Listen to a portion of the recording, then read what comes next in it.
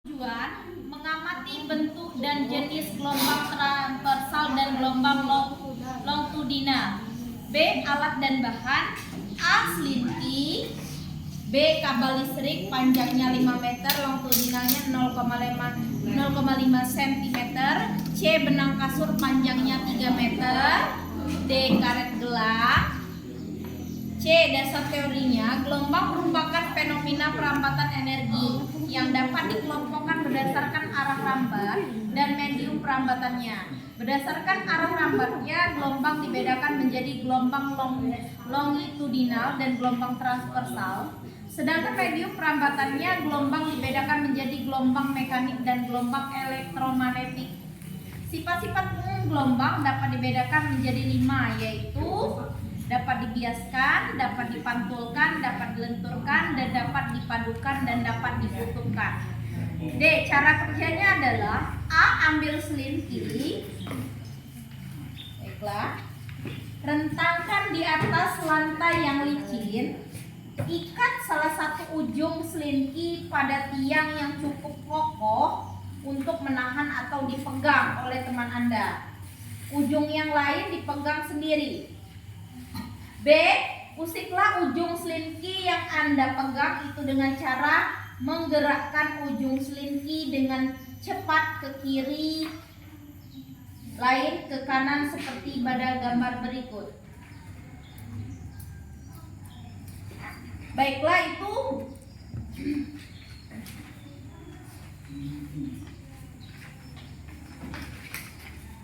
yang terjadi pada selinki. Apa yang terjadi pada ujung selinki, apa yang merambat pada selinki, dan apa gelombang itu.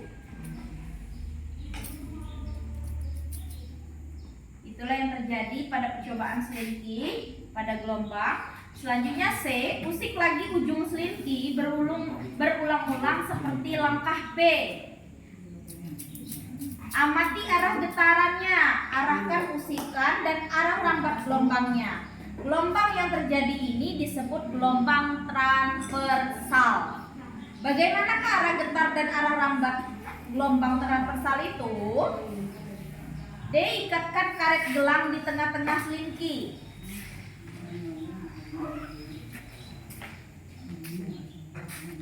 Lalu usik lagi ujung selinki yang Anda pegang berulang-ulang. Amati karet gelang tersebut ketika gelombang berjalan. Ikut berpindah karet gelang tersebut. Adakah energi yang merambat melalui pegas? Jika ada, dari manakah asalnya? E. Lakukan percobaan langkah A sampai dengan D sekali lagi. Kali ini selinki diganti dengan kabel listrik.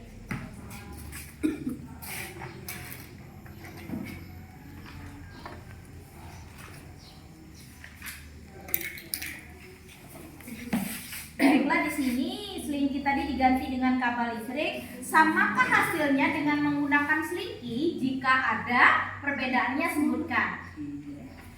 E. Pembahasan pengamatan. Pada saat selinki diusik dengan cara menggerakkan, salah satu ujungnya dipegang sendiri dan ujungnya yang lain dipegang teman, lalu selinki diusik ujungnya dengan cara menggerakkan ujung selinki dengan cara ke kiri lalu ke kanan sehingga terjadi rambatan pada selinki yang membentuk gelombang. Gelombang adalah gerakan merambat pada suatu benda yang diberi energi. Selanjutnya yang kedua, percobaan dilakukan berapa kali sampai dapat diamati dan dilihat arah usikan dan rambat gelombangnya. Ternyata arah usikan tegak lurus dengan arah rambatan, demikian disebut dengan gelombang transversal. Itu adalah gelombang transversal yang digerakkan oleh saudara kami, Ibu Mika Listiani dan Ibu Rita Asmara. Yaitu gelombang yang arah getarannya tegak lurus pada arah rambatannya gelombangnya. Yang ketiga, percobaan kedua diberi karet gelang di tengah-tengahnya selinki, lalu ujung selinki yang dipegang diusik secara berulang-ulang. Ternyata karet gelang tersebut ikut berpindah bersama gelombang dan juga juga karet gelang berpindah karena adanya energi yang merambat melalui selingki. Energi ini berasal dari usikan selingki pada saat ujung selingki digerakkan. Baiklah, yang keempat, percobaan keempat, selingki diganti dengan kabel listrik.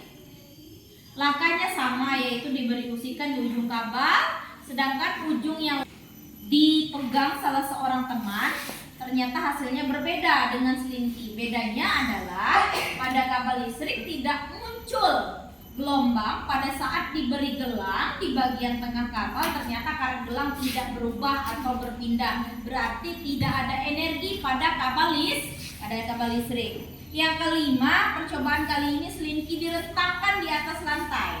Salah satu ujungnya diikat pada tiang atau dipegang sendiri. Lalu mati arah pusikannya dan rambatannya, gelombang ternyata arah pusiknya searah dengan arah rambatnya. Maka gelombang ini dinamakan dengan gelombang longitudinal. Yang G, kesimpulan saat rambatnya. Yang kedua, gelombang